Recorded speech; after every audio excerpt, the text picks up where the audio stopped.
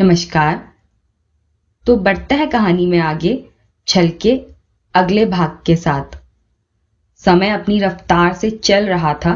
शेखर और मौली की शादी का दिन भी धीरे धीरे करीब आ रहा था। सभी शादियों की तैयारियों में जुटे हुए थे। शेखर के कमरे का काम पूरा हो चुका था और बस पेंटिंग का काम भी 1 या 2 दिन में पूरा हो जाने वाला था। पर एक मैथिली थी जो अभी इन सब से दूर सिर्फ अपने लक्ष्य को पाने की तपस्या कर रही थी। इस वक्त उसे कुछ जैसे याद ही नहीं था। बस याद था तो वो खिताब जो उसे अपने नाम करना था, जो उसकी जीत की पहली सीढ़ी थी। इसी तरह वो दिन भी आ गया था जिस दिन सभी गांव वालों के लिए भोज रखा गया था, जहां शेखर का पूरा परिवार शामिल हुआ था, सिर्फ मैथिली को छोड़। सब पूछ रहे थे उसके लिए, लेकिन शेखर बहाना बना देता है कि आजकल एकेडमी के काम की वजह से वो थोड़ा देरी से घर आ रही है, जिससे बहुत थक जाती है वो, क्योंकि उसके कुछ ऐसे काम हैं जो उसे शादी से पहले पूरे करने हैं। मैथिली को शेखर यहाँ तो बचा लेता है, लेकिन भूषण जी नाराज थे इस बात पर मैथिली से कि आज उसे यहाँ होना चाहिए था, लेकिन वो नहीं थी। अभी शेखर भी कुछ नहीं कह सकता था, पर यहाँ ना आने पर अपने पापा का गुस्सा वो उन्हें अपनी जीत का तोहफा देकर दूर कर देने की उम्मीद पर थी। लेकिन क्या होना था, उसे इस बार जीत मिलनी थी या उसका ये आखिरी मौका अब आखिरी ही रह जाने वाला था। पर इसके फैसले के लिए अब सिर्फ 2 दिन बचे थे। अब कईयों के लिए बेचैनी से भरे 2 दिन भी आज खत्म हो गए थे। दिन ढलकर शाम में बदल गया था और वो शाम एक जगह पर सुबह बनकर खिली हुई थी, जहां आज उदयपुर में पूरा राजस्थान उतर आया था। यानी जहां राजस्थान महोत्सव का ये इवेंट शुरू हो गया था, जहां आज मैथिली और वंदना को हर कीमत पर खुद को बेस्ट प्रूफ करना था। वहां कई और कंपटीशन भी चल रहे थे, पर उन्हें इंतजार था अपनी परफॉर्मेंस का। अभी डांस परफॉर्मेंसेस की शुरुआत नहीं हुई थी। सभी अपनी अपनी तैयारियों में लगे थे। अंगद और मिलन स्टेज पर सब प्रॉपर तरीके से पेश हो, ये सब चेक कर रहे थे। वहीं शिप्रा और सोनल ड्रेसिंग रूम में मैथिली और वंदना के साथ थीं। White red border, full sleeve Anarkali, बालों को बांधकर बनाया जूड़ा जिस पर लगा गजरा, आंखों में गहरा काजल, होठों पर लाल लाली, और इस आउटफिट में मैथिली और वंदना दोनों ही वहां फैली सफेद रोशनी में बहुत प्यारी लग रही थी।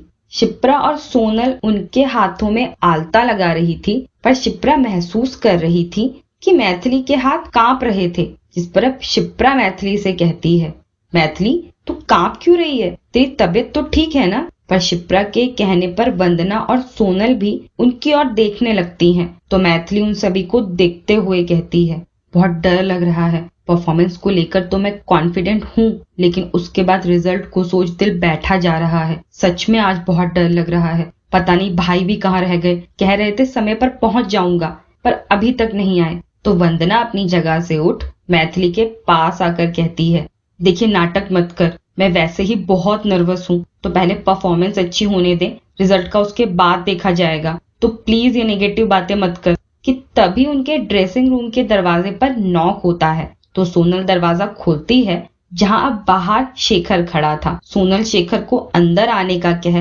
दरवाजा बंद कर देती है, पर शेखर को देखते ही मैथिली भागते हुए शेखर के पास आकर उसके गले लगते हुए कहती है, भाई कहाँ थे आप अभी तक? मैंने कितनी देर पहले फोन किया था कि जल्दी आओ। ये आपका जल्दी है कि जब परफॉर्मेंस के लिए हमें कभी भी बुलाया जा सकता है? पर अब मैथिली शेखर के दोनों हाथ पकड़ते हुए कहती है, भाई पता नहीं क्यों डर लग रहा है। देखो हाथ भी कांप रहे हैं। मैं संभाल रही हूँ खुद को, पर फिर भी बहुत अजीब लग रहा है। सब ठीक होगा ना? कुछ गड़बड़ तो नहीं होगी ना? आज जीत बहुत जरूरी है। पर शेखर मुस्कुराते हुए बस एकटक उसे देख रहा था, पर मैथिली के हाथ की कपकपाहट महसूस कर रहा था वो। जिस पर शेखर मैथिली को सामने ही लगे शीशे की ओर घुमा, उसे शीशे में देखते हुए मुस्कुराते हुए कहता है, डर लग रहा है तो माँ से ही पूछ ले कि कैसे डर दूर होगा। देख माँ क्या कह रही है कि लाडो, ये जो माथे की शिकन है, हाथों की कपकपाहट है, घबराहट है, ये तो पहले ही हार मान लेने वाली बात है। लेकिन ठीक है, ये एक अच्छी निशानी भी है जीत की। पर सिर्फ ये तब तक जब तक पहली थाप कान में ना पड़े। और जैसे ही पाँव में घुंघरू बंधे, यानी अब सिर्फ घुंघरुओं की आवाज के अलावा कोई आवाज महसूस ही ना हो, अपनी धुन को घुंघरुओं से मिला और दिखा दे सबको अपनी जीत की, अपने जुनून की, अपनी जिद की कला। आज जब तक पाँव चलें तो लोगों की पलके तक ना झपकें, समझी मेरी प्यारी लाडो रानी। इसके बाद शेखर मैथिली को सोफे पर बैठा अपने साथ लाए पेपर बैग से आलू के पराठे का रोल निकाल मैथिली के हाथ में देता है और टेबल से उसके घुंघरू और आलते की डिब्बी उठा उसे खुद मैथिली के पैरों में लगाने लगता है। तब तक वो आराम से अपना पराठा एंजॉय कर रही थी, जिसे देख शेखर हंस रहा था। और फिर वो उसके घुंघरू पाँव में बांध तब कहता है, तो लाडो रानी को अभी भी डर लग रहा है, देखें अभी भी कितने हाथ कांप रहे हैं। जिस पर मैथिली जल्दी से अपनी जगह पर खड़े होते हुए कहती है, थोड़े भी नहीं, अब तो आपकी ये प्यारी सी लाडो रानी स्टेज पर आग लगा देगी। अच्छा आप आशीर्वाद दो। मैथिली शेखर के पैर छूते हुए कहती है, तो शेखर मुस्कुराते हुए उसके सिर पर अपना हाथ रख देता है कि तभी अब वो वंदना को भी अपने पास बुला उसे भी बैठाते हुए उसको भी घुंघरू पहनाते हुए कहता है, तू भी नर्वस है इसकी तरह? तो तुझे भी यही कहूंगा कि आज की जीत तुझसे पहले किसी और की जीत तय करेगी। तो खुद से पहले उसको उसका स्ट्रगल याद करके आज स्टेज पर जाना। और तुझे मेरा आशीर्वाद है कि आज की रात, आज की जीत तेरे और मिलन की जिंदगी का नया सवेरा बनेगी। और फिर अपनी इस बहन को धूमधाम से विदा भी तो करना है। शेखर के ये कहने पर वंदना की आंखों में नमी उतर आई थी, तो शेखर बहुत प्यार से उसके सिर पर हाथ फेर देता है। तो वंदना भी उसके पैर छूकर उसका आशीर्वाद लेती है कि तभी सोनल शेखर के पास आकर नाराज होते हुए कहती है, भाई ये पराठे क्या आप सारे इसके लिए ही लाए थे? हम भी तो भूखे हैं, तब से 3 खा गई है ये, हमें एक भी नहीं दे रही। जहां सामने मैथिली और शिप्रा दोनों उस पेपर बैग के लिए आपस में लड़ रही थी, तो शेखर जल्दी से उनके पास आकर मैथिली से वो बैग लेते हुए कहता है, छोड़ इसे, ये सबके लिए है, एक तेरा ही पेट नहीं है। लेकिन नर्वस तो मैं ही हूं ना, तो ज्यादा तो मैं ही खाऊंगी, क्योंकि अब जब तक खाऊंगी तो नर्वसनेस भूल जाऊंगी। तो खाने दो ना भाई। शेखर पहले तो वो बैग शिप्रा को देता है और मैथिली के हाथ से आधा बचा पराठा लेते हुए उसके गाल पर हाथ रखते हुए कहता है, अब सिर्फ अपनी जीत याद रख और कुछ नहीं। मैं भी अब चलता हूँ, समय हो रहा है, तुझे भी अब बैक स्टेज जाना होगा। मैं अब तेरी परफॉर्मेंस के बाद तुझे मिलता हूँ, यहीं आसपास रहूंगा और आज जीत के आना है। ऑल दी बेस्ट दोनों को। इतना कह शेखर वंदना को भी अपने पास बुलाता है, तो दोनों उसके गले लग जाती हैं। और अब शेखर ड्रेसिंग रूम से बाहर चला गया था, तो मैथिली और वंदना भी अपना टचअप कर खुद को पूरी तरह शांत करती हैं और फिर चारों एक दूसरे के साथ में गले लग जाती हैं। शेखर के जाने के 5 मिनट बाद ही उन्हें बैक स्टेज बुला लिया गया था, जहां मिलन और अंगद पहले से ही उनका इंतजार कर रहे थे। अभी चलती परफॉर्मेंस के बाद दूसरा उनका नंबर था। मिलन भी अभी काफी नर्वस नजर आ रहा था, तो वंदना उसका हाथ थाम खड़ी हो जाती है और वैसे ही वो उसे भरोसा दिला रही थी कि आज उन्हें जीत मिलकर रहेगी। तो मिलन भी मुस्कुराते हुए हाँ में सिर हिला वंदना का चेहरा अपने हाथों में लेकर उसके माथे को चूम लेता है। तो वंदना उसे अपने गले लगा लेती है। तो उन्हें बाकी चारों मुस्कुराते हुए देख रहे थे, जिन्हें अंगद देखते हुए कहता है, यार बहुत सफर कर लिया इन दोनों के प्यार ने, अब तो चाहे कुछ भी करना पड़े इसे मुकम्मल तो करवाना होगा। मैथिली, आज हम सबकी परीक्षा है और उसकी जीत और हार सिर्फ तेरे और वंदना के हाथों है। तो आज इन दोनों के लिए हमें सिर्फ जीत चाहिए।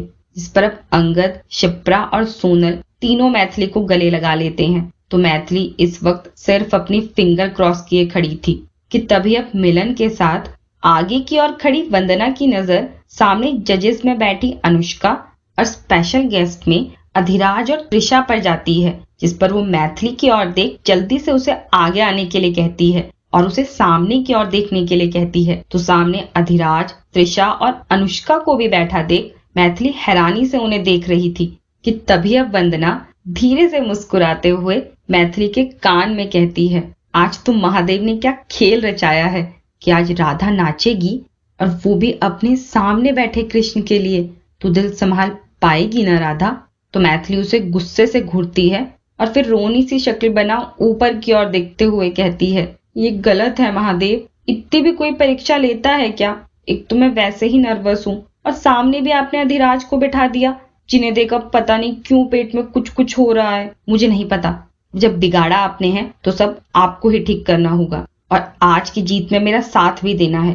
कैसे मुझे नहीं पता, अब आप खुद संभालो। मैथिली महादेव से शिकायत कर रही थी कि तब तक उनके पहले वाली परफॉर्मेंस खत्म हो गई थी और अब स्टेज पर मैथिली और वंदना का नाम अनाउंस हो गया था। तो अब वो सभी एक दूसरे से गले मिल महादेव का नाम लेते हैं और फिर मैथिली और वंदना स्टेज पर जाने से पहले उसको माथा टेकते हैं और फिर अपना पहला कदम बढ़ा आगे आकर अपने अपने पॉइंट पर खड़े हो अपनी पोजीशन ले लेते हैं। स्टेज पर इस वक्त अंधेरा था और गाने के पहले कुछ बोलों के साथ उन दोनों पर लाइट्स आकर पड़ती हैं। अभी पीठ थी दोनों की ऑडियंस की ओर, पर अब जैसे ही गाने के बोल शुरू होते हैं और वो दोनों अपनी परफॉर्मेंस शुरू करते हुए पलटती हैं तो सामने अचानक मैथिली और वंदना को देख अनुष्का भी हैरान थी।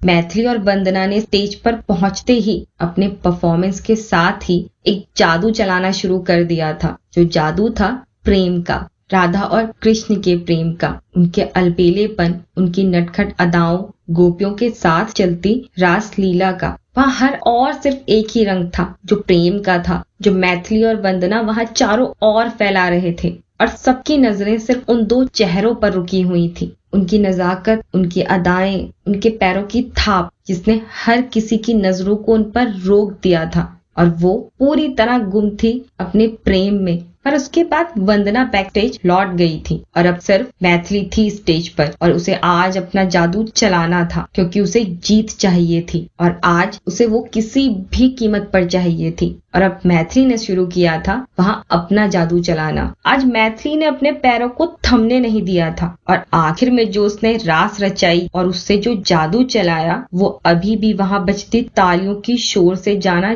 जा सकता था। आखिर में उसने जो कहा था वो किया था, उसने झोंक दिया था खुद को। आज उसने खुद को साबित कर ये बता दिया था सबको कि वो बेटी किसकी है। अभी भी वहाँ मैथिली और वंदना का नाम गूंज रहा था। जजेस तक खड़े होकर उनके लिए तालियां बजा रहे थे, लेकिन अनुष्का जहाँ थी वहीं बैठी रह गई थी क्योंकि अभी भी वो मैथिली के चेहरे पर आती अदाओं और उसने जो परफॉर्मेंस किया था उसमें खोई हुई थी। अधिराज भी खड़े होकर उसके लिए तालियां बजाने पर मजबूर हो गया था, पर आखिर में वो दोनों अपने हाथ जोड़ सबको धन्यवाद कह वहां से वापस लौट जाती हैं। बैक स्टेज आते ही मिलन, सोनल, शिप्रा और अंगद खुशी से चिल्लाते हुए उन्हें गले लगा लेते हैं कि तब तक शेखर भी वहां आ गया था। पांव दुख रहे थे मैथिली के, लेकिन फिर भी वो भागते हुए शेखर के पास आकर उससे कहती है, भाई कैसा हुआ सब, अच्छा हुआ ना? आज आखिर में ना जैसे माँ मेरे सामने आकर मुझे खुद बता रही थी कि बस रुकना नहीं है मुझे, अगर आज पाँव रुके तो फिर नहीं उठेंगे, तो मैंने अच्छा किया ना। जिस पर शेखर मुस्कुराते हुए मैथिली का चेहरा अपने हाथों में लेते हुए कहता है, क्यों तूने बाहर आवाजें नहीं सुनी जो आज सिर्फ एक ही नाम ले रही थी, Maithili Maithili. I feel proud of you. आज फिर माँ मेरे सामने आकर खड़ी हो गई। तूने बहुत अच्छा किया, स्टेज पर आग लगा दी आज तूने और वंदना ने। और आखिर में जो तूने किया, तेरा चेहरा देख मुझे डर लग रहा था कि पता नहीं आज तू क्या कर बैठेगी। पता है अगर माँ होती तो कैसे कहती? शेखर मैथिली की बलाएं लेते हुए कहता है, मेरी लाडो ने तो मेरा नाम रोशन कर मेरी उम्र बढ़ा दी, आज तो 2 साल और जवान हो गई मैं। ये कहते कहते शेखर की आंखों में आंसू आ जाते हैं तो मैथिली उन्हें जल्दी से साफ करते हुए उसका हाथ कसकर थामते हुए कहती है, अभी नहीं, अभी ये आंसू तब के लिए बचा कर रखो जब जीत के साथ मेरा नाम पुकारा जाएगा और मैं ऐसे आपका हाथ थाम स्टेज पर जाकर अपनी ट्रॉफी लूंगी। जिस पर शेखर सिर्फ उसके सिर पर हाथ रख मुस्कुरा देता है और उसे आराम से कुर्सी पर बैठा देता है। अभी कुछ परफॉर्मेंस बाकी थे तो रिजल्ट आने में थोड़ा वक्त था। मैथिली शेखर का हाथ थामे बैठी थी और वंदना मिलन के साथ थी। चिंता सबको थी कि क्या होगा। अंगद, सोनल और शिप्रा बेचैनी से इधर से उधर घूम रहे थे। धीरे धीरे सबके परफॉर्मेंस खत्म होने लगे थे। सभी चिंता में थे कि क्या होगा और आखिर में वो वक्त आ गया था कि जब होस्ट रिजल्ट जजेस के पास से स्टेज पर लेकर आ गया था और धीरे धीरे वो सस्पेंस खोलने लगता है, जिससे अब सभी की धड़कनें बढ़ गई थी। अब अब घबराहट तो शेखर को भी हो रही थी। बस अभी सब महादेव से यही प्रार्थना कर रहे थे कि बस आज जीत में नाम उनका ही हो। तो अब रिजल्ट आने शुरू होते हैं, पहले थर्ड फिर सेकंड, लेकिन ये दोनों नाम उनके नहीं थे। अब बारी फर्स्ट पोजीशन की थी, जिसके लिए होस्ट थोड़ा सस्पेंस बना रहा था। अब जैसे सब रुका हुआ था और जैसे ही विनर का नाम अनाउंस हुआ था तो अब तक की घबराहट बिल्कुल सुन्न कर गई थी, क्योंकि ये नाम मैथिली और वंदना का ही था, जिसे सुन मैथिली तो खुशी से चीखते हुए खड़े होकर शेखर के गले लग जाती है। शेखर की खुशी का ठिकाना नहीं था।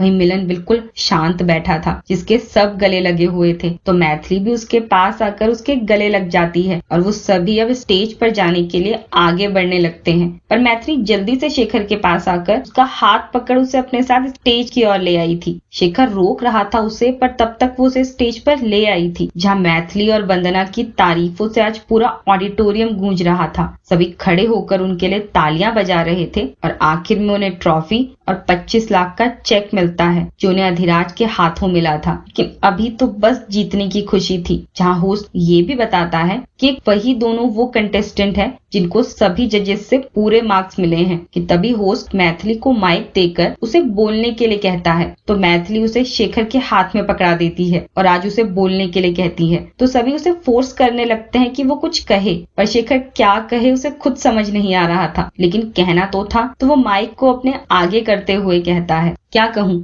कुछ कहना अभी बहुत मुश्किल है, क्योंकि आप लोगों की तालियों ने सब कुछ तो कह दिया, लेकिन आज कई सालों की मेरी बहनों की मेहनत रंग लाई। मैथिली और वंदना ने आज ये खिताब जीता और जिसने उनकी कला को और निखारा, ये बेहतरीन जौहरी मिलन और अंगद, सोनल, शिप्रा, ये वो बैकबोन है इनकी जो उन्हें गिरने से पहले संभाल लेते हैं। तो आज ये सिर्फ मैथिली और वंदना की जीत नहीं, बल्कि इन सभी दोस्तों की जीत है और अपनी बहन पर तो मुझे हमेशा से ही गर्व है और आज वो थोड़ा और बढ़ गया। Thank you. इतना क्या शेखर माइक वापस देने लगता है कि तभी वंदना पहले उनसे माइक ले लेती है और फिर वो सब एक साथ माइक पर शेखर से कहते हैं, लेकिन सबसे ज्यादा लकी हम है भाई कि आज इस जीत तक हमें पहुंचाने का हौसला और हमारे हुनर को आसमान देने वाले आप हो भाई। तो thank you so much doctor Shekhar, Sita Maheshwari, thank you so much. इतना कह वो सभी शेखर के गले लग जाते हैं। तो शेखर हंस रहा था, पर आंसू भी थे उसकी आंखों में। जहाँ अधिराज भी उसे देखते हुए उसके लिए तालियां बजा रहा था, तो वो उसे भी देख सिर्फ मुस्कुरा देता है। और फिर सभी वापस बैकस्टेज आ गए थे और अब तो वहाँ सिर्फ खुशियां थी, डांस था और सबसे आगे थी मैथिली। उसे तो आज जैसे दुनिया की सारी खुशियां मिल गई थी। पर अब मिलन भी उसे अपने गले लगा लेता है, क्योंकि आज उसने उसे उसकी मंजिल तक बंद हुए रास्ते पर चलने की किरण दिखा दी थी। लेकिन अभी तो वो जैसे कुछ समझ ही नहीं पा रही थी। वो मिलन के भी आंसू साफ कर उससे डांस करने के लिए कहती है। सब नाच रहे थे, लेकिन तभी अब वो भागते हुए शेखर के पास आकर उसके गले लगते हुए कहती है, भाई हो गया, जीत गई मैं, पहली सीढ़ी चढ़ गई मैं। अब कोई ये नहीं कहेगा कि मैंने किसी के सपनों को कुचला, नहीं कहेगा ना भाई। अब माँ भी खुश होगी ना। लेकिन वो खुद रो रही थी, तो शेखर उसे खुद से अलग कर उसके आंसू साफ करते हुए कहता है, मैथिली अभी इतना खुश थी तो अभी आंसू क्यों? पागल है तू बिल्कुल। और कौन है जो तुझे कुछ कहता है? नाम बता मुझे। और माँ जहाँ भी होगी ना, अपनी इस लाडो पर प्यार लुटा रही होगी। ये आंसू नहीं, हाँ अभी डांस कर रही थी तो वैसे ही हंसते हुए डांस करना। ये आंसू क्यों? माँ की याद आ गई। तो चल सबसे पहले तेरी जीत की खुशी माँ को ही सुनाते हैं। अरे ये ट्रॉफी भी तो दिखानी है, तो चले। जिस पर मैथिली हाँ में सिर हिला देती है। कि तभी अनुष्का अधिराज के साथ बैक स्टेज आती है। वो मैथिली को आवाज लगाती है, तो मैथिली जल्दी से अपने आंसू साफ कर मुस्कुराते हुए उसके पास आकर अनुष्का के गले लगते हुए कहती है, कैसी है भाभी सा? पहले का तो पता नहीं, लेकिन अब तो बहुत खुश हूँ। मतलब मेरा डांस करने का मन कर रहा था, वो भी बिल्कुल तुम्हारी तरह, जो पॉसिबल नहीं है, लेकिन तुम तो बिल्कुल सरप्राइज पैकेज हो। क्या किया तुमने आज? सच कहूँ तो तुम्हें उस तरह देख अभी तक मेरा सिर घूम रहा है। You are mind blowing. और शेखर अभी तक कहाँ छुपा रखा था ये इतना खूबसूरत तोहफा तुमने? मैं तो लगता है महीनों तक ये परफॉर्मेंस भूल नहीं पाऊंगी। क्यों अधिराज? बिल्कुल भाभी साहब, हम तो आज बच रहे थे कि कोई बहाना बनाकर टाल देते हैं यहाँ आना, लेकिन भाभी साहब तो जज थी तो उन्हें आना था और हमें भी इन्विटेशन था तो मासा के ऑर्डर पर आना पड़ा। लेकिन आई एम ग्लैड कि हम यहाँ आए, वरना इतना बेहतरीन परफॉर्मेंस मिस हो जाता हमसे। आप सच में बहुत उम्दा डांस करती हैं, एक बीट मिस नहीं हुई आपसे। आपको इस तरह डांस करते देख तो हमें अपने पैरों में दर्द महसूस होने लगा था, लेकिन आप नहीं रुकी। अधिराज हंसते हुए कहता है तो मैथिली और शेखर भी हंसने लगे थे। और अधिराज की तारीफ ये तो उसके लिए दूसरी ट्रॉफी थी, जिसको पाकर वो फिर अपने अंदर एक अजीब सी हलचल महसूस करने लगी थी। वहीं वो दोनों वंदना से भी मिल उसकी भी तारीफ कर रहे थे। पर तभी अब अनुष्का मैथिली से कहती है, यानी मैथिली, वो जो शादी से 10 दिन पहले मिलूंगी कहा था, उसका रीजन ये था, इसी की तैयारी में तुम भोज पर भी नहीं आई। लेकिन अब तो भाई की शादी में पूरी तरह इन्वॉल्व हो जाओगी ना, या आगे के फंक्शंस में भी तुम्हें मिस करना पड़ेगा? भाभी सा, ये तो भाई को उनकी शादी का पहला तोहफा और किसी से किया मेरा वादा था। इसकी पहली सीढ़ी पर कदम रखा है मैंने। अभी तो बहुत कुछ बाकी है, लेकिन उससे पहले अब सिर्फ भाई की शादी इम्पोर्टेंट है। और अब तो बिल्कुल आज की ही तरह भाई की शादी को भी धमाकेदार बनाना है। बस आप वेट कीजिए, क्योंकि कई सरप्राइजेस है मैथिली की पोटली में सबके लिए। क्योंकि मैथिली के भाई की शादी है जो ऐसी होगी कि आप सभी कभी भूल नहीं पाएंगे। और भोज पर ना पाने के लिए सॉरी, क्योंकि सिर्फ 2 दिन बचे थे आज के लिए, इसलिए वो मुझे स्किप करना पड़ा। बाकी अब तो सब बिल्कुल टाइम पर होगा और किसी को कोई शिकायत का मौका नहीं मिलेगा। Sounds good? तो हम इंतजार करेंगे मैथिली के धमाके का। और अब तो घर आओगी ना? 10 दिन बीत गए हैं। अनुष्का की बात पर मैथिली मुस्कुराते हुए हाँ में सिर हिला देती है कि तभी अधिराज अपना फोन देखते हुए अनुष्का से कहता है, भाभी साहब काफी देर हो गई है, तो चलें, त्रिशा भी बाहर वेट कर रही है। तो मैथिली चलते हैं, लेकिन हवेली आना है तुम्हें, क्योंकि घर जाकर सबको तुम्हारे आज के जादू के बारे में मैं बताने वाली हूँ। तो उसके बाद सब मिलना चाहेंगे तुमसे, तो जल्दी आना। और शेखर, आज मौली जब टीवी पर आज की क्लिप देखेगी ना, तो उसका प्यार और भरोसा ओवरफ्लो होने वाला है, तो संभाल लेना। And take care both of you. इतना कि अनुष्का मैथिली को गले लगाकर बाय बोलती है और फिर पीछे खड़े आपस में बात करते बाकी सबको भी बाय बोल अधिराज के साथ बाहर की ओर जाने लगती है। अधिराज भी शेखर से गले मिल उसे बधाई देता है और बाकी सबको बाय बोल अनुष्का का हाथ पकड़ उसे आराम से बाहर की ओर लाने लगता है। तो शेखर भी सबको पहले एकेडमी चलने के लिए कहता है, पर मैथिली एक बार पीछे मुड़ अधिराज को देखती है तो वो इस वक्त ब्लश कर रही थी। पर इस तरह पीछे मुड़ अधिराज को देखने पर वंदना मैथिली को देख हंस रही थी। पर फिर वो दोनों सबसे पहले चेंज करती हैं और उसके बाद वो अब वहां से एकेडमी के लिए निकल जाते हैं।